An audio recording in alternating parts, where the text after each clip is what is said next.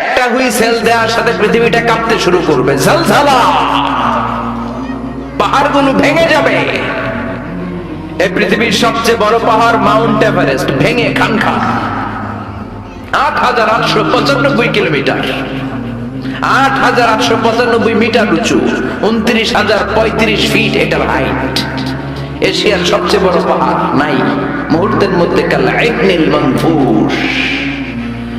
তুলাকে যেমনি ধ্বনিত করা হয়, লাঠি দিয়ে তুলা পাতলা করার জন্য যখন তুলার মধ্যে আঘাত করা হয়, সামান্য তুলার ছিটে ফোটা বাতাসের ঝাপটায় বাতাস এরকম দুলতে থাকে, উড়তে থাকে। ফু দিলে তুলা আরো উড়ে, বাতাসের ঝাপটায় এই তুলা উড়ে উড়ে কই যায় কেউ জানে না। একটা ধাক্কার চোটে, একটা আল কারিয়ার চোটে বড় বড় পাহাড়গুলো তুলার মতো উঠতে থাকবে। মাউন্ট এভারেস্ট টুকরো টুকরো হয়ে যাবে। আমেরিকার সবচেয়ে বড় পাহাড়ের নাম Alaska, Alaska mountain range, Alaska পর্বতমালা ভেঙে খান খান। ইউরোপের সবচেয়ে বড় পাহাড় হচ্ছে আল্পস পর্বতমালা, ভেঙে খান খান। আরব বিশ্বের সবচেয়ে বড় মাউন্টেন রেঞ্জ তুরে সাইনা, এই তুর পাহাড় ভেঙে ভেঙে খান খান হয়ে তুলার মতো উঠবে। বাংলাদেশের সবচেয়ে বড় পাহাড়ের নাম কি? গারো পাহাড়। আপনাদের পাশের শহরে কোথায়? ময়মনসিংহে সবচেয়ে বড় পাহাড় গারো পাহাড়। আর সবচেয়ে বড় পর্বত শৃঙ্গ হচ্ছে তাজিংডং বিজয়। এই তাজিংডং বিজয় ওই দিন কিছু হবে না, এটা বাংলাদেশের পাহাড়। কারণ এখানে 12 আউলিয়ার মাজার আছে না নাই? কেউ ফিরে না খালি হাতে, বাবারে তোর দরবারেতে, এরকম বাবা আছে না নাই? খালি হাতে বলে ফিরে না। কত লোক ঘড়ি হাতে গেল, চোরে ঘড়ি নিয়ে গেছে, পরে খালি হাতে ফিরে, আছে না নাই? টাকা নিয়ে যায়, টাকা চুরি হয়, খালি পকেটে ফিরে। জুতা নিয়ে যায়, জুতা চুরি হয়, খালি পায়ে ফিরে, আছে না নাই? ভুয়া কথা, খালি হাতে ফিরে না একটা দরবার থেকে। কার দরবার? কেউ ফিরে না খালি হাতে, আল্লাহরে তোর দরবারেতে। সবাই বলেন, কেউ ফিরে না আল্লাহরে তোর দরবারেতে। একটা পাহাড়ও থাকবে না। এই তাজিংডং বিজয়, কেওক্রাডাং, চিম্বুক, এই যত পাহাড় আছে, ইযা যুলজিলাতিল আরদু জিলজালা, আল্লাহ একটা যে কাঁপুনি দিবেন, একটা যে ভূকম্পন তৈরি করবেন, গোটা বিশ্বের পাহাড়গুলো টুকরো টুকরো হয়ে যাবে। এই পৃথিবীতে বড় বড় যত বিল্ডিং আছে ভেঙে খান খান হয়ে যাবে। সবচেয়ে বড় বিল্ডিং আছে দুবাইতে, ওইটার কিছু হবে না? হবে? কি হবে? কিছুই থাকবে না, ঠিক কিনা? বুর্জ আল খলিফা গোটা বিশ্বকে দেখিয়ে ঠায় দাঁড়িয়ে আছে। স্কাই স্ক্রিপার, আকাশচুম্বী এক অট্টালিকা, 818 মিটার উঁচু,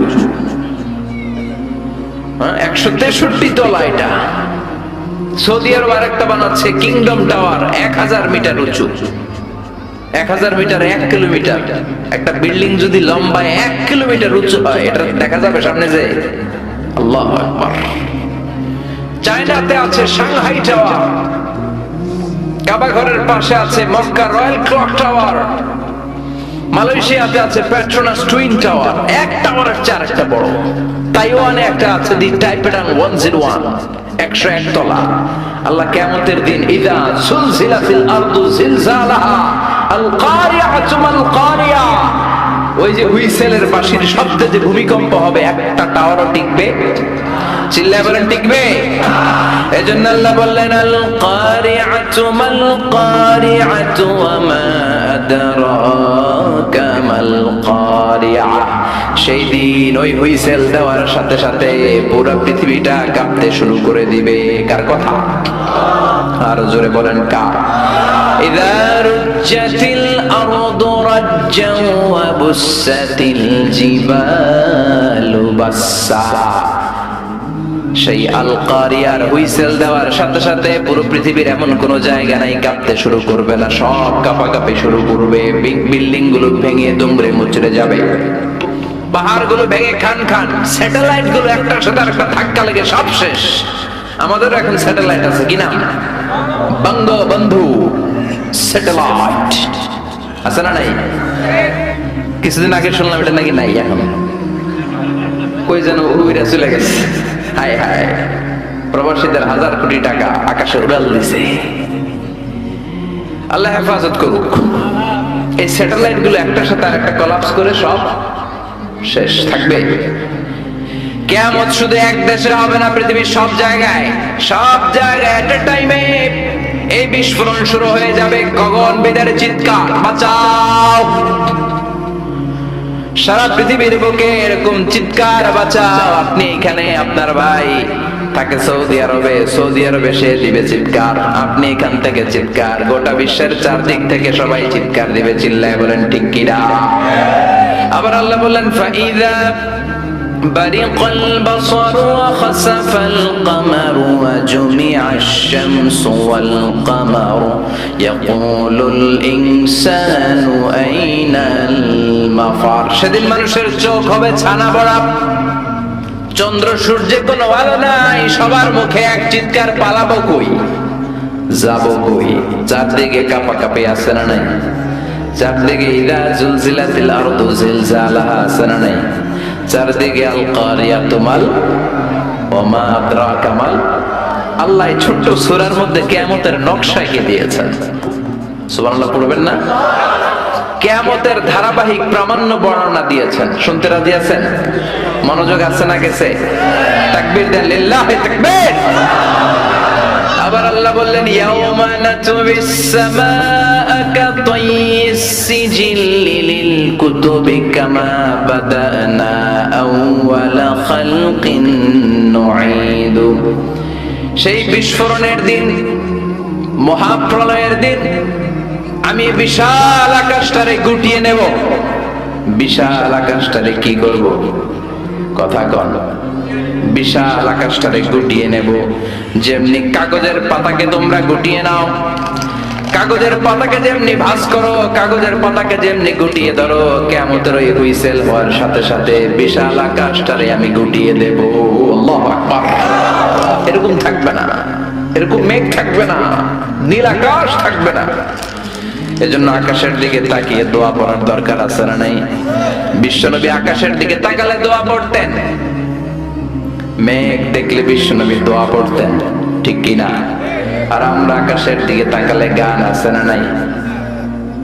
গান গাওয়া যাবে? আকাশের ওই মিটি মিটি তারার সাথে কইব কথা, নাইবা তুমি এলে, আছে না নাই? বিশ্বনবী আকাশে মেঘ দেখলে চিৎকার দিতেন। একবার ঘরের বাইরে যায়, আবার ঘরের ভেতরে ঢুকে আর পড়তেন আল্লাহুম্মা সাইয়্যিবান নাফিআন। ও আল্লাহ, এই মেঘ থেকে আগুন ঝরতে পারে, আবার ঠান্ডা পানিও ঝরতে পারে। আমাদের মদিনার উপরে আগুন দিও না, ঠান্ডা পানি দিয়ে মদিনার মরুভূমিকে সিক্ত করে দাও। আর আমরা মেঘ দেখলে লাফালাফি শুরু করি, বৃষ্টি হলে গান বাজনা ছেড়ে দেয়, আছে না নাই? বিশ্বনবী বৃষ্টি দেখলে কাঁদতেন, মেঘ দেখলে আল্লাহর কাছে দোয়া করতেন। মেঘের নিচে দাঁড়িয়ে, রহমতের বৃষ্টির নিচে দাঁড়িয়ে দোয়া করলে দোয়া কবুল করে কে? সেই কিয়ামতের নকশা আল্লাহ সূরার মধ্যে দিলেন। আকাশটা থাকবে না, আকাশটাকে গুটিয়ে নেওয়া হবে। আবার আল্লাহ বললেন ইয়াউমা তারাউনাহা, সেদিন তুমি দেখবে তাযালু কুল্লু মুরদিআতিন আম্মা আরদাআত। ওই কিয়ামতের দিন দুগ্ধপোষ্য মা, যে মা ছোট দুধের বাচ্চাটারে দুধ দৌড় দিবে। আচ্ছা, দুধের বাচ্চারে রেখে মা দৌড় দিতে শুনছেন? দুধের বাচ্চা তো তার কলিজার টুকরা, কিন্তু দুধের বাচ্চাটারে রেখে মা দিবে দৌড়। তার মানে ওই ভয়ঙ্কর ঘটনা যখন ঘটবে, কেউ থাকবে টয়লেটে, কেউ থাকবে বিছানায়, কেউ থাকবে বাজারে, কেউ থাকবে অফিসে। এক একজন এক এক কাজ করবে। ওই কাজের মধ্য দিয়ে হঠাৎ করে আল্লাহ বললেন আল কারিআতু মাল কারিআ ওয়া মা আদরাকা মাল কারিআ। হঠাৎ করে গগনবিদারে চিৎকারে পৃথিবীটা কাঁপতে শুরু করবে। দুধের বাচ্চারে মা রেখে দিবে দৌড়, এত ভয় পাবে। হসপিটালে যেই মহিলাগুলা থাকবে ওগুলো বেহুশ। যেই মায়ের পেটের ভেতরে 2 মাসের বাচ্চা, 3 মাসের বাচ্চা, কিয়ামতের ভয়ের চোটে বাচ্চাটারে মুহূর্তে খালাস করে দিবে। কিশোরগঞ্জে কয় মাসের বাচ্চা খালাস হয় বলেন তো? 8 মাস, 9 মাস, 10 মাসে হলে বাচ্চা ডেলিভারি হয়। 3 মাসের 4 মাসের পেটের ভিতরে ছোট্ট অপরিপক্ক অপরিণত বাচ্চা মহিলা কোনো ডাক্তার ছাড়া ইনজেকশন ছাড়া নিজ দিয়ে এমনি ডেলিভারি হয়ে যাবে। ভয়ের চোটে অটো ডেলিভারি, আর দিবে দৌড়, বাচ্চা রেখে দৌড়, ছেলেকে রেখে বাবা দিবে দৌড়, মাকে রেখে মেয়ে দিবে দৌড়, পীর সাহেবরে রেখে মুরিদ দিবে দৌড়, মুরিদরে রেখে পীর সাহেব দিবে দৌড়। কেউ কাউরে চিনবে না, কেউ কাউরে চিনবে না। এজন্য আল্লাহ বললেন আল কারিআতু মাল কারিআতু ওয়া মা আদরাকা মাল কারিআ ইয়াউমা ইয়াকুনুন নাসু কাল ফারাশিল মাবথুস ওয়া তাকুনুল জিবালু কাল ইহনিল মানফুশ। পড়েন আল্লাহু আকবার। আল্লাহ বললেন ইয়াউমা ইয়াকুনুন নাসু কাল ফারাশিল মাবসুস, ওই প্রচন্ড ভূমিকম্পের চোটে, প্রচন্ড আওয়াজের চোটে, প্রচন্ড ভয়ের চোটে পৃথিবীর মানুষগুলো বিক্ষিপ্ত পতঙ্গের মতো নিক্ষিপ্ত হতে শুরু করবে। পাহাড়গুলো তুলার মতো ধ্বনিত হতে থাকবে। পড়েন আল্লাহু আকবার। মানুষগুলো পোকার মতো বিক্ষিপ্ত হতে থাকবে। শীতকালে অনেক ছেলেপেলেরা র্যাকেট খেলে না, ব্যাডমিন্টন খেলে না, রাতে বাঁশ গেড়ে দেয়, বাঁশের মধ্যে আবার কি লাগায়? বাল্ব লাগায়। ওই বাল্ব লাগানোর পরে রাতে যখন ওরা র্যাকেট খেলে দেখবেন আশেপাশের পোকামাকড় গুলো এসে বাল্বের মধ্যে, আলোর মধ্যে ঝাপটে ঝাপটে পড়ে। বিক্ষিপ্ত পতঙ্গের মতো নিক্ষিপ্ত হবে মানুষগুলো।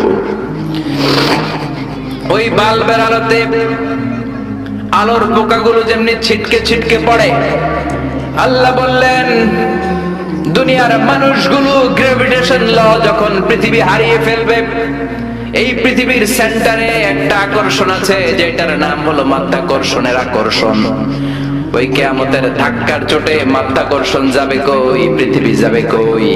পৃথিবীর মানুষগুলো বিক্ষিপ্ত পতঙ্গের মতো নিক্ষিপ্ত হতে শুরু করবে। পড়েন আল্লাহু আকবার।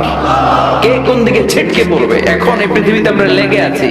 এই যে হুজুররা স্টেজে বসে আছে, আপনারা বসে আছেন, ক্যামেরাগুলো বসে আছে, এগুলো উঠছে না, কারণ পৃথিবীর সেন্টারে একটা গ্র্যাভিটেশন পাওয়ার আছে, ল, এটা সবকিছুকে টেনে ধরে রাখে।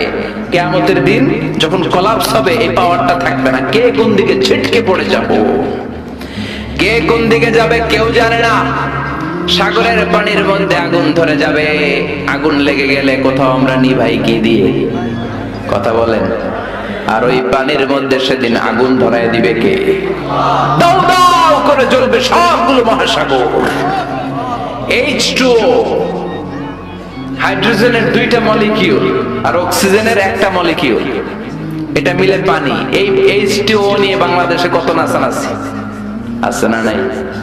আবার নাকি রেস্টুরেন্টও বানাইছে, খালি সব জায়গায় H2O। আল্লাহ হেদায়েত দেখ। আরো জোরে পড়ে না আমিন।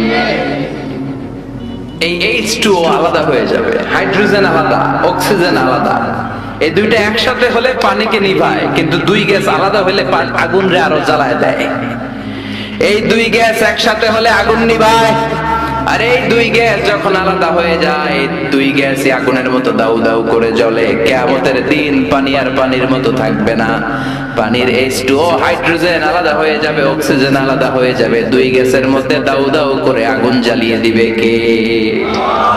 এই হচ্ছে আল কারিআতু মাল ওমা আদরাকা মাল। সামনে আরো শুনবেন? হ্যাঁ, কষ্ট হচ্ছে? মনোযোগ আছে তো? লিল্লাহি তাকবীর।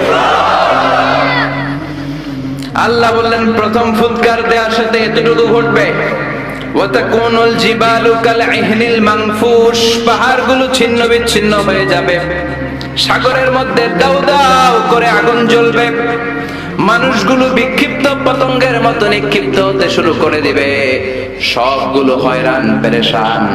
ঠিক তখন আমি আমার ওই সিঙ্গার ফেরেশতারে বলবো, ও ফেরেশতা তোর দ্বিতীয় ডিউটি পালন কর। এই ফেরেশতাকে কয়টা ফুৎকার দেওয়ার জন্য আল্লাহ তৈরি করেছেন? আরো জোরে কয়টা দিছে? কয়টা? বাকি কয়টা? আল্লাহ বলবেন এবার 2 নাম্বারটা দে। সুবহানাল্লাহ বলেন।